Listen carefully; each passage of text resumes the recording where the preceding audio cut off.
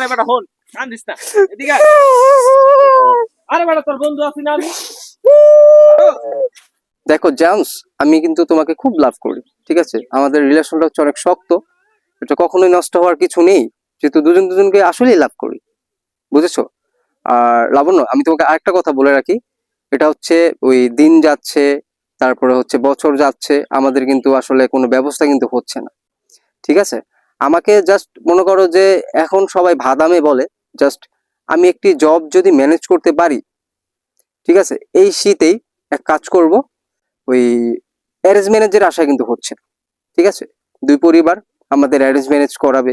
আসলে শোনো, real love কখনো পরিবার মেনে নেয় না, ঠিক আছে?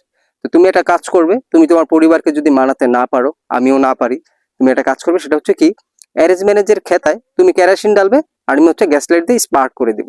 এই খেতাটা যখন পুড়ে যাবে, তখন অ্যারেঞ্জ ম্যারেজের খেতায় আগুন দিয়ে তুমি আর আমি চকবাজার সমুদ্র সৈকত উড়াল দিব, ঠিক আছে?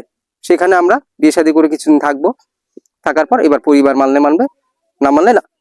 মোবাইলটা দে গোলাক। আরে সর তো, আমি তো জানি তোর কোনো গার্লফ্রেন্ড গুলফ্রেন্ড কিচ্ছু নাই, কার লয় কথা কস। আর তোরে আমি এতই ফোন দিছি, ফোন তো ঢুকে না।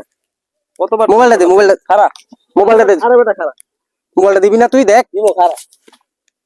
কিরে ফ্লাইট ফুড দেওয়াকে কাহিনী কি?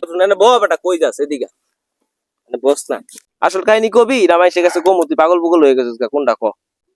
খুমা খামির লেগে তো কপালে একটা প্রেম জোড়ে না কখনই। শীত আইতাছে আর যাইতাছে, পরিবারের বেটা বিয়া শাদীর কোনো খোঁজ খবর নাই, নামগন্ধই নাই, এর লিগে নিজের লগে নিজে ফিলিংস লইতাছি। আরে হন বন্ধু হন, আরে বেটা হন, কান্দিস না, এদিকে আয়। আরে বেটা তোর বন্ধু আছি না আমি।